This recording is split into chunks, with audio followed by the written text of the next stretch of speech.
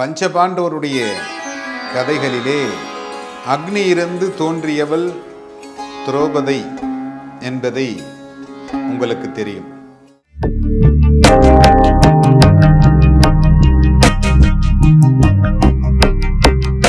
வணக்கம். கிண்டி சுவாமிநாதன்.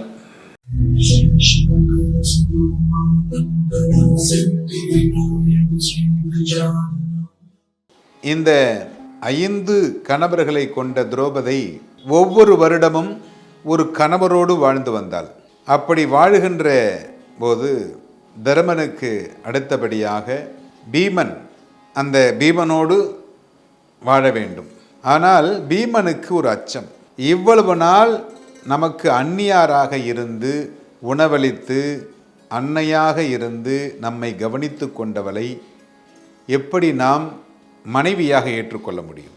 பஞ்சபாண்டவர்கள் எல்லோருமே ஒவ்வொரு அவதாரமாக இருக்கிறார்கள். இதை எப்படி யாரிடத்தில் கேட்டு நாம் தெளிவடைய முடியும்? அப்பொழுது கிருஷ்ணர் வருகிறார்.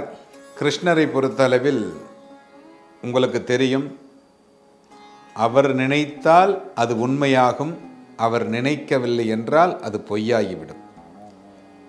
மகாபாரதத்தினுடைய தத்துவம்.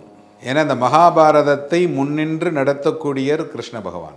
அந்த கிருஷ்ணரிடத்திலே சென்று இதை தெளிவுபடுத்தி கொள்ள வேண்டும் என்பதற்காக பீமன் கிருஷ்ணரை தனியாக அழைத்து, சுவாமி, உங்களிடத்திலே எனக்கு ஒரு சில சந்தேகங்களை தெளிவு பெற வேண்டும், தாங்கள் அதை தீர்த்து வைக்க வேண்டும், தீர்த்து வைப்பீர்கள் என்று நம்புகிறேன். அப்போ கிருஷ்ணர் உடனே, உனக்கு என்னப்பா கஷ்டம், உனக்கு என்னப்பா சந்தேகம் அப்படின்னு கேட்குறார். அப்போ பீமன் சொல்கிறார், இந்த மாதிரி இவனால் எனக்கு அந்நியாராக இருந்தவள், நாளை முதல் எனக்கு மனைவியாக இருக்கக்கூடியவள் எப்படி என்னால் ஏற்றுக்கொள்ள முடியும்? எனக்கு அன்னை ஸ்தானத்தில் இருக்கிறாள் அல்லவா? அந்நியார் என்றால் அன்னை ஸ்தானத்தில் இருக்கக்கூடியவள். இந்த ஒவ்வொரு ஸ்தானத்திற்கும் நம்மளுடைய இந்திய கலாச்சாரம், அதில் பார்த்தீங்கன்னா ஒவ்வொரு ஸ்தானத்திற்கும் அதற்குரிய மரியாதைகளை நமக்கு கொடுத்திருக்கிறார்கள். தாய்க்கு அடுத்தது அண்ணனுடைய மனைவி. அதேபோல் நம்மளுடைய உறவுகளுக்கும் இவர்களோடுதான் நம் உறவு நீடிக்கும் என்பதை ஆணித்தரமாக சொல்லியிருக்கிறார்கள். அப்படிப்பட்ட உறவுகளை மீறி நான் பாஞ்சாலியோடு வாழ்ந்தால் அது தர்மம் என்ன சொல்லும்?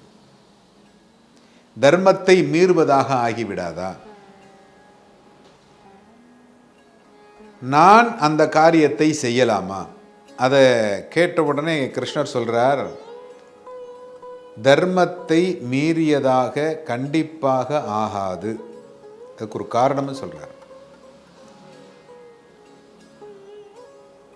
உங்களை 5வரையும் திருமணம் செய்து கொண்டு 5வரும் பகிர்ந்து உங்களுடைய வாழ்க்கையை அவளுக்கு தருவதாக கூறித்தான் குந்தியிடம் கூறியிருக்கிறீர்கள், உங்களுடைய தாயிடம்.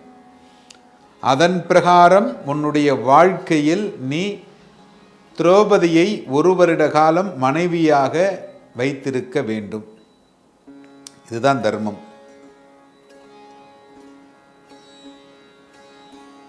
அதற்கு உனக்கு விளக்கம் தருகிறேன். என்ன விளக்கம் கொடுக்குறார் பாருங்க. இன்றிரவு என்னோடு வா, உனக்கு விளக்கம் தருகிறேன். அன்னைக்கு இரவு பீமனும் கிருஷ்ணரும் ஒரு இடத்திற்கு செல்லுகிறார்கள். திரௌபதி முன்னால் நடந்து கொண்டிருக்கிறார்.